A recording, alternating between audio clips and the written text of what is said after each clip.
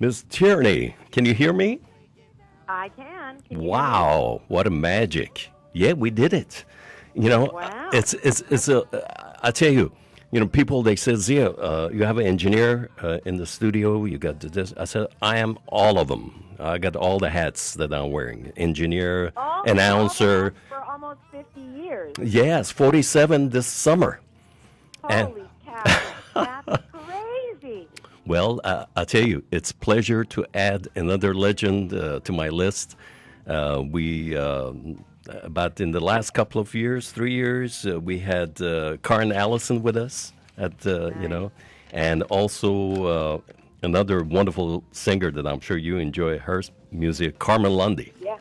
Oh, yeah. She's lovely. Yeah. Yeah. So Great stuff. Yeah, so Carmen. so how are you? How's everything going? Everything is fine. I've got my new album is out. Right. I listened With to it this people. morning. Beautiful. Yeah. It's kind of, a departure because I wrote a bunch of the songs. And, Right. And I'm traveling a lot, doing dates and. No, this is beautiful. We're going to come back to your brand new album, and the message is very strong, and I love every single sort of lyrics that you wrote. This is absolutely beautiful. Let's first talk about your amazing band. 20 years you guys been together? Well, actually, we've been together. The band started in the early '90s, so it's 30 years. My. And we're expanding. We are not always traveling with exactly the same personnel anymore. Right. People get stuff they have to do, but the band itself, we just were in Las Vegas and had a great show. We were working with the great drummer Gene Coy has been playing with us a lot, and then I was in New York with the band last month and had the great Lenny White was Wow. guessing on drums. So it's really Nice. it's been great. Yeah, Mhm. so we're going strong. And I tell you, there are a lot of fans here that they love the music and the work of Christian Jacob. He's He's he got a wonderful. magic Yes, touch. He does have a magic chest. He is really something else. And that I know that you played Fields of Gold Ah, I from the love Sting that. album, Yes. and that actually is one of Christian's arrangements. He has a very unique and subtle Right. style. Right. He was a classical prodigy in France before he came here, and is just really one of the supreme jazz pianists of his era for sure. As a matter of fact, segue to what you said, this Driven to Tears. I love that intro mix with Miles, lines. Yeah. Yeah, tell me, how did you guys come up with that? Well, that was an idea that came from the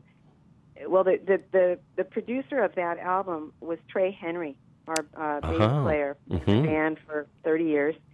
And he did most of the arrangements. Actually, Fields of Gold was an exception to that rule. And he and I were talking about what to do with Driven to Tears, and we both noticed it had, it was the same kind of modal kind of Right, vibe. And so right. what? And so we decided to play with that and just put the whole solo in and the whole 9 yards. And then you bring the drummer and gives a nice break between that and when you come in. Yeah, no, it's cool. It's cool. It's an arrangement that we do a lot live. Well, It's really fun. That's beautiful. Let's move on to your Paris session, and I love this guitarist, Serge Merlot. Yeah, I love him too. I actually married him. Oh, wonderful. Yeah, and so so I spend my time. We both spend our time going back and forth between LA and Paris. Mm. So so sometimes I'm there, sometimes I'm here, and so we tour together, and we've been married since 2019. Great. That project was recorded in the winter of 2012. Right. So. I tell you, there's something about Paris. I tell people, I went to school there for 2 summer sessions. And then I didn't go back till about, I don't know, it's been more than 15 years. And even with the changes, even with the migrants and all that, it's something about the city and the setting. You know, when you walk. Oh, Yeah, it's pretty amazing, and it is. we live in the Bastille Okay. area, right along the canal, and it's so beautiful with the boats, and Yeah. just I get to spend a lot of time in Paris, and I get to spend a lot of time in Paris that the Parisians know. My husband was born there and has lived there all of his life, and I'm starting to sing in French, and I have some Nice. wonderful collaborators that I'm working with in Europe. Now, you came to the U.S. from Europe, I noticed. So, where were you from? Well, originally I am from Tehran, Iran, and my father, my father was international lawyer, and he was Shah of Iran's confidant. 12 years old, and we were going to see my brother going back to University of Arizona. He came during the summer to visit us. Not knowing during that time, the State Department, they sent Duke Ellington and his wonderful band to Tehran for 2 weeks at Hilton in Tehran. So I went to the men's room to wash my hands, and this guy came next to me with his beautiful, suit and combed his hair and walked out, and I was mesmerized. I came out, and I told my brother, who was waiting to get on the Pan American airline to come to U.S., I said, "Did you see that guy? He looked like a movie star." And he's very casually looked at me and said, "Well, that's Duke Ellington." So he is a movie star. So that was the beginning of my intro to get into jazz, and then my brother took me to see Dizzy Gillespie, and the rest is history, as they say. Wow. Well, that's then I should have you over sometime and make you my Barali Polo. Oh my goodness! Which Yes, is pretty good. Yeah. Pretty good. By the way, for our audience out there, Barali Polo is rice with lima beans and some other spices, and Lamb. you can lamb or chicken. Lamb. Oh my goodness! Ooh. Yeah. It's my son's comfort food. I'm a Baha'i, so I know. That's right. Yeah. Oh, wonderful! Oh, that's great. Well, let's go back to Paris and Serge's guitar style. You know, you can hear a little bit of influence of Django Reinhardt and some other style. He's very unique, and I love his arrangements. Yeah, he originally studied classical guitar. Oh. And was studying classical guitar, and it was getting to the point where it was like you got to choose, Right. Because the teacher that was his classical teacher, who was really, really great, who accepted him to be his student, was not the kind of person that would allow him to play any jazz at all. Mm-hmm. He was going to go in that direction.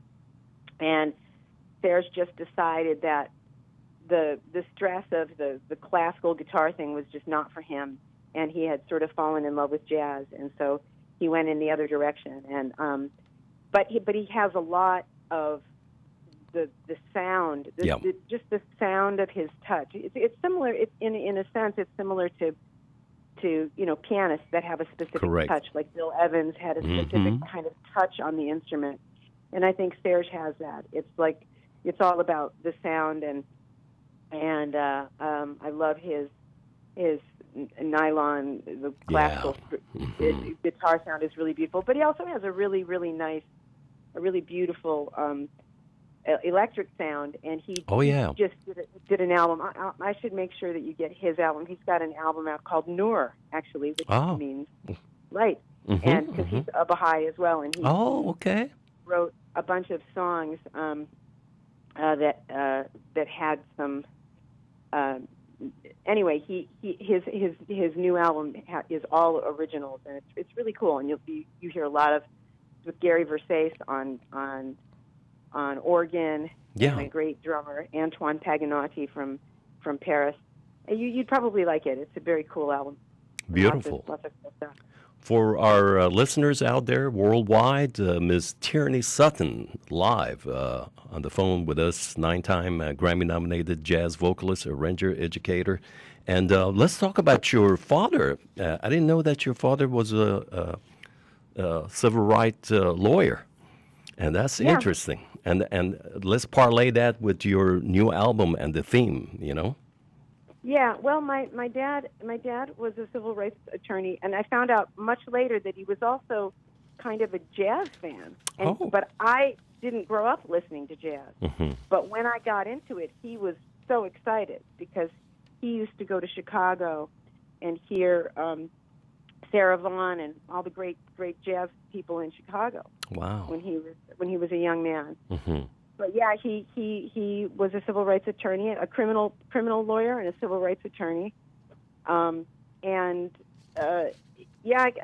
Milwaukee, which has a like virtually every American city has a pretty heinous racial history. Correct. I used to think, as time went on, I used to think, well, okay, this city.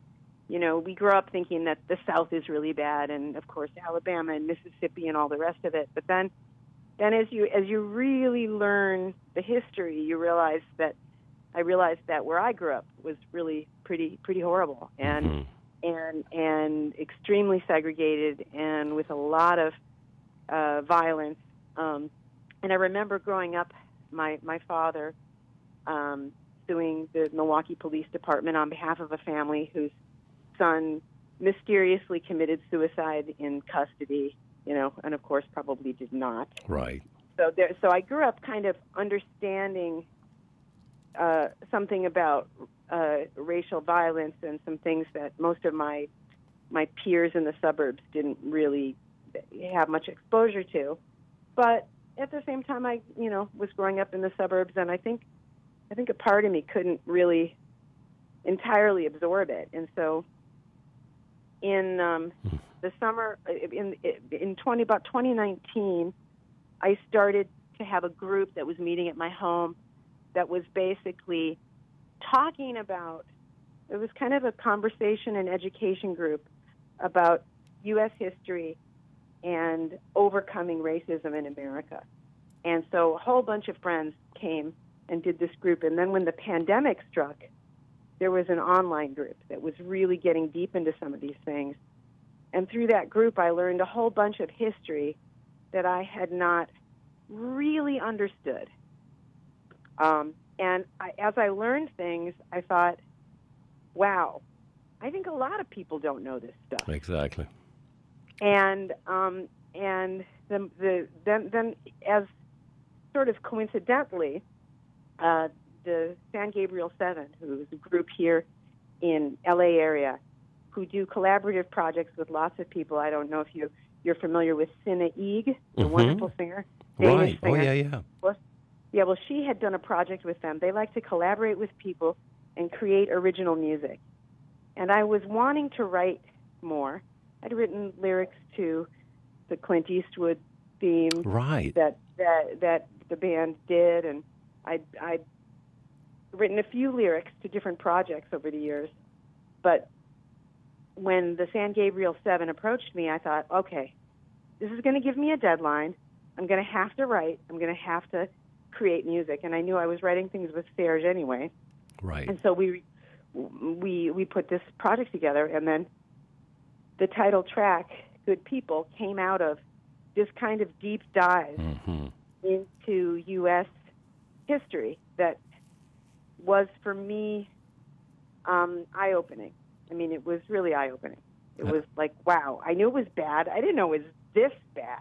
I think that was my constant refrain in learning this stuff was like, well, I had a kind of idea, but I didn't realize just how deep it went. And what kept coming into my head was, let's look at the money. This isn't about how nice people are. Mm-hmm. You know, you personally and I personally may have no personal distaste for people of another race or religion, but what about money? What about money? What about the schools that people go to? What about the real things of life and the access to things in our country? Let's just talk about that a little bit and see. And my father used to have a a saying he used to say, people will give you anything except some of their money. Which I That's thought true. was funny. Yep. And as I looked through all of this stuff, I thought, oh, Daddy was right, Yep. So No, you're definitely absolutely did right. come from my dad, No, as a matter of fact, what you're saying is interesting. About 6 months ago, 8 months ago, we brought for the second time Regina Carter back. And I don't know if you have seen her latest project. She comes and she performs, and in the back, there's a big screen that we put together, and there are footage of all these cities where the highways goes through the minority neighborhood and cut it off.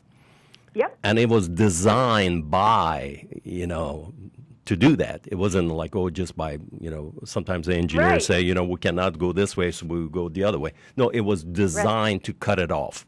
And now it's getting quite a bit of attention. And that was eye-opening for everybody who attended. Yes, well, in the video, I produced a video for the title track of this album, Good People. Right. And that video, you have to go to the official music video, because there's also something on YouTube that's just a still photo of the cover of the album and me singing the song. Right. But the official music video has all. I worked with an incredible videographer, and and I spotted each line of the song, and the freeway issue was one of the things I wanted to be in the video, and it is. And that's one of those subtle things where, we nice white folks don't want to think about that because the word race never came up. But these city planners knew well what they were doing. Absolutely. And it was very, very conscious. And, these are the things about, okay, when my parents and grandparents bought their homes and got loans in the 1950s or 1960s, that set up my life, and then they could sell those homes at a great profit. What happened to families who bought those homes, and then the freeway goes through your neighborhood? And let's not even talk about the pollution and the environmental costs on families that live in those neighborhoods. But the property values, the idea of this American dream that we're able to buy things, and they're going to go up in value, and we're going to work hard. I mean, there's just been a million situations that have prevented, large numbers of black folks from being a part of that prosperity, and it's really horrible. And I think it wouldn't be so bad if we owned it and admitted it. It wouldn't be so bad if everybody said, "Okay, yeah, I know this happened. Okay, now what?" Right. But people don't. They just say it's really okay. Everything's fine. Brush it away. And and if people are not succeeding, it's their fault. And it's just, I don't know. It's something that became a little bit of, something like one of those things that once you see it, you always see it. Right. Well, once you start seeing it, you look at every neighborhood and you say, okay, who was allowed to buy houses in this neighborhood? Exactly. Who wasn't allowed to buy houses in this neighborhood? That's right. That's right. But it's.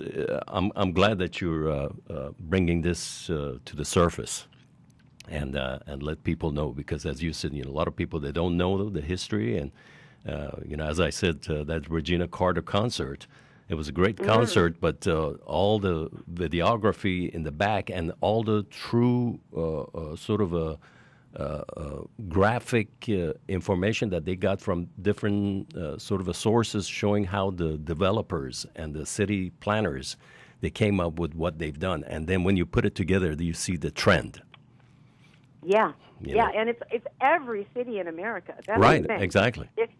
And the other thing is that, spending as much time in Europe as I do, you don't have to build freeways in the middle of cities. Exactly. In Europe, they build the auto routes surrounding in a circle. That's right, like a belt, Yeah, and so nobody's neighborhood impact who lives in the city is decimated by that freeway. They just do it differently, and so it's a very interesting thing. And I also I retain some kind of optimism that human beings want to be fair. Right. I believe that the masses of people in this country of all races and religions, they want to be fair. They don't want to be unfair. But I think there has been some kind of learned lack of perception on the part of white America. Like, we grow up learning, don't look over there, because if you look over there, it's gonna mess you up. You're gonna have to figure something out that you don't know how to figure out if you look over there. Right. And I think that this kind of blinding of our own perception and our inability to face conflict, to say, like, wow, this is a really horrible thing. How do we deal with this? We got to just look at this. I think there's a kind of inability. And I think I was talking to a friend of mine who said that she wrote her thesis, her master's thesis, about the effect of apartheid on the Afrikaans people, on the psychology of the Afrikaans people, in South Africa, and they were saying how much abuse, secret abuse, and horrible things were happening in the families of the Afrikaans. So we hurt ourselves when we hurt each other. We get sick together, and I think in this country there's a kind of communal trauma about all of this, because we haven't really faced it. And anyway, so I hope it's no, I'm glad that we talked about that. No, absolutely. Yeah. Now let's also talk about, you just mentioned the soundtrack for Sully with Clint Eastwood.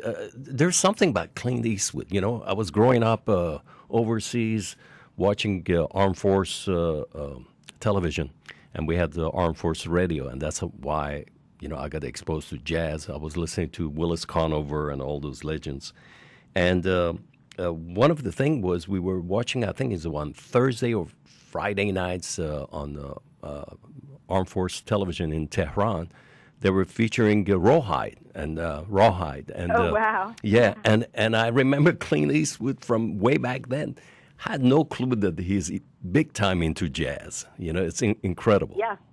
Yeah, he really, really is. And I still see him fairly frequently. I saw him about, I guess, 8 months ago, and he loves to tell the story about discovering Charlie Parker, and one thing that a lot of people don't know is that he grew up, speaking of Seattle, in Seattle, and he was a young, teenage jazz fan at the same time Quincy Jones was in Seattle, because Quincy was originally in Seattle. Right. And about, I guess now it must be about 8 years ago, when we were working on Sully. Yeah. I was invited to a fundraiser at Quincy Jones' house, and I was singing a song with Alan Bergman, and I called Clint and his girlfriend, and I said, if you guys are going to be in LA, you should come to this thing.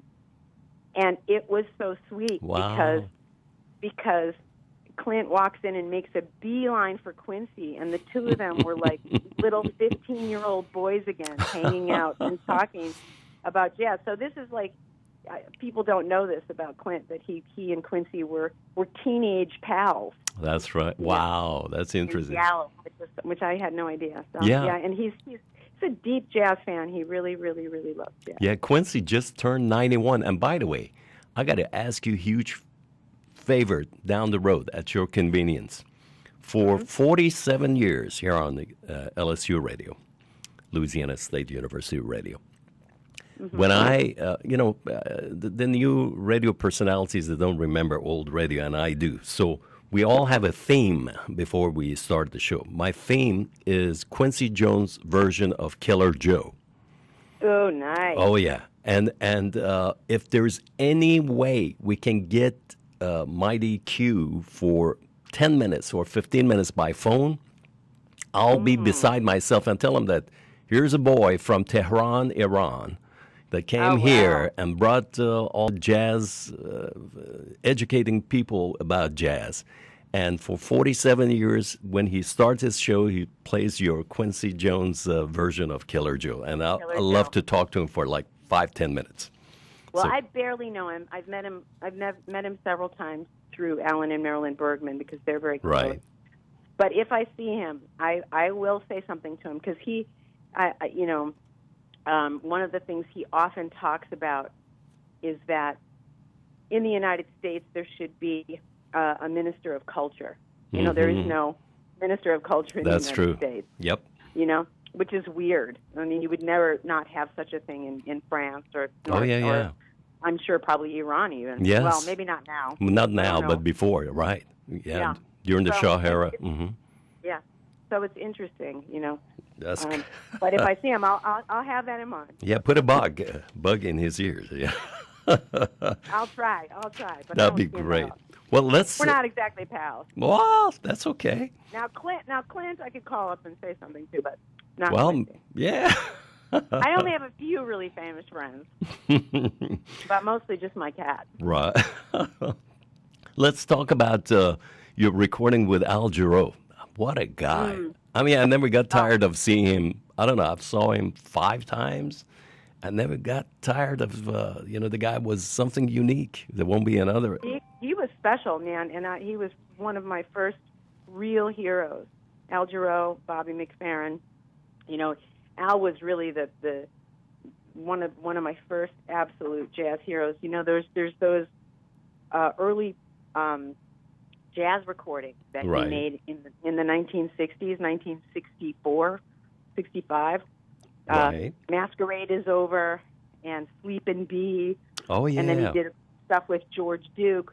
And he was just a swinging jazz singer. And when I was first exposed to jazz in Milwaukee, Oh, yeah.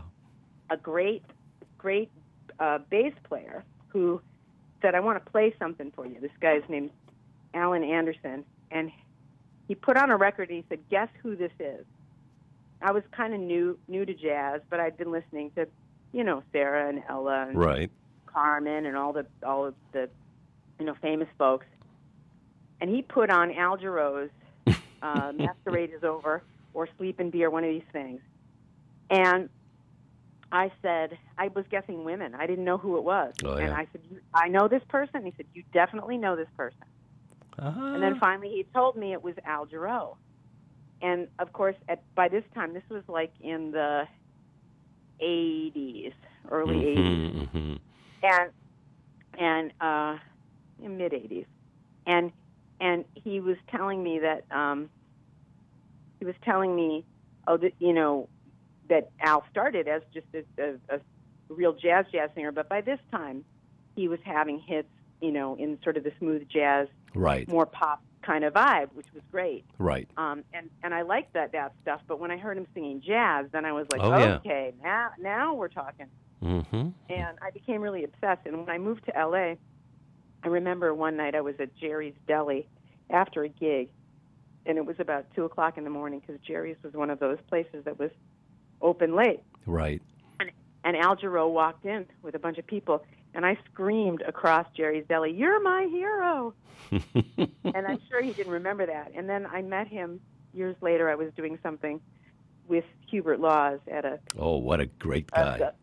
a fundraiser thing with actually Quincy was at that thing too, and he said something nice to Hubert about my singing, and he actually contacted me shortly after that and asked if I wanted to do a duet with him on Nice. his new album.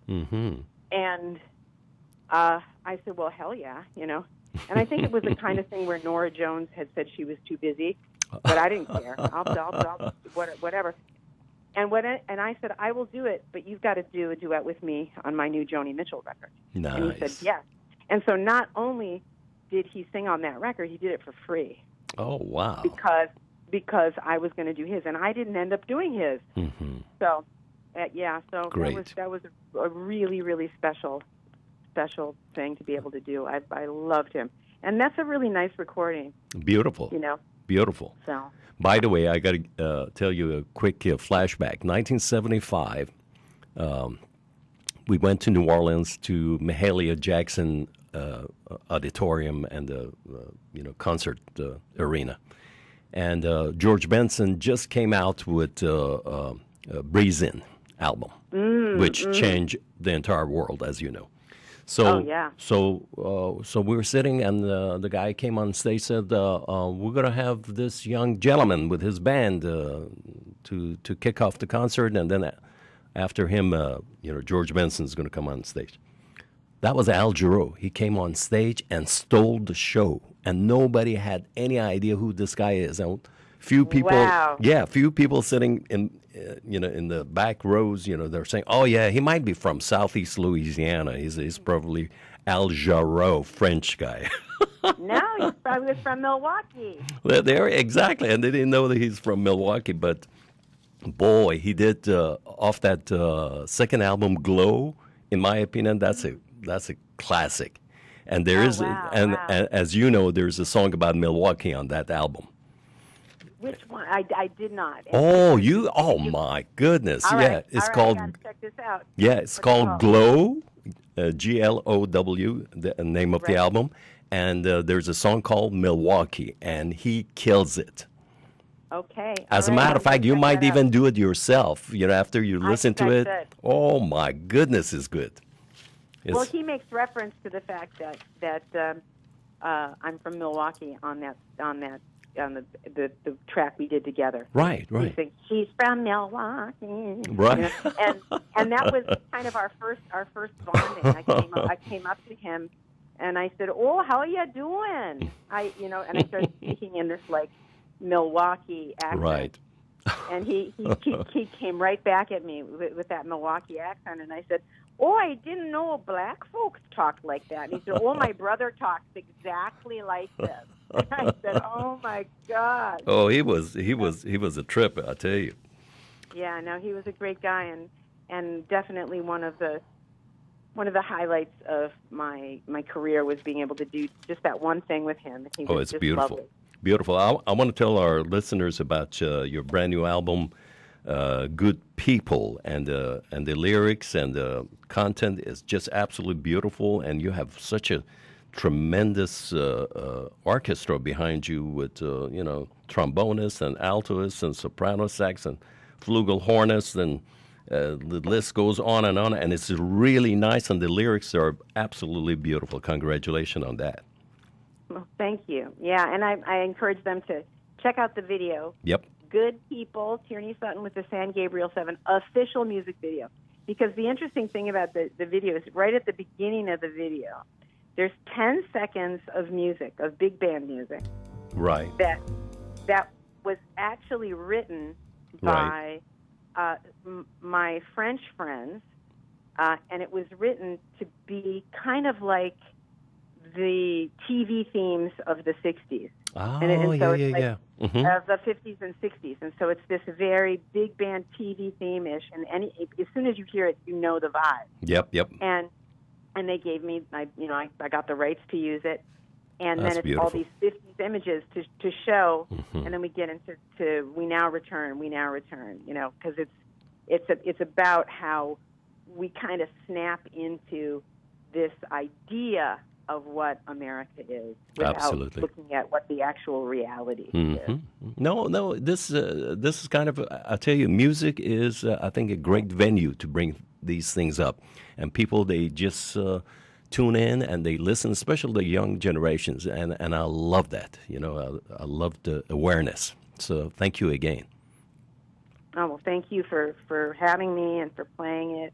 Absolutely. And for all you do, you've been doing this a tremendously long time, man. How do you keep going? Well, I tell you, one thing that I do, I got, as you know, just like the musicians, I tell people, I'm a musician myself. Used to have my band, and first time in 40 some odd years, I performed as a vocalist about 2 weeks ago. But beside, but beside that, I have my own finally registered style and voice, and that's, as you know, just like musicians and the vocalists like yourself, you can't take it away. So you might listen to hundreds of radio stations and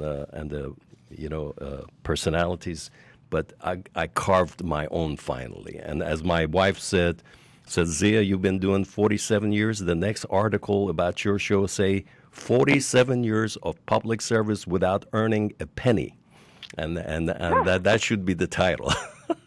Oh my God! Yeah, because people will give you anything except some of their money. Oh, well, that's it. They'll tell you Exactly how great what you you're are. saying. They'll give you a plaque. They'll tell you. That's right. Here's another plaque for 45 years. Bravo. That's good. Well, but But I love it. Often, We're doing it for love of and, music. Yeah.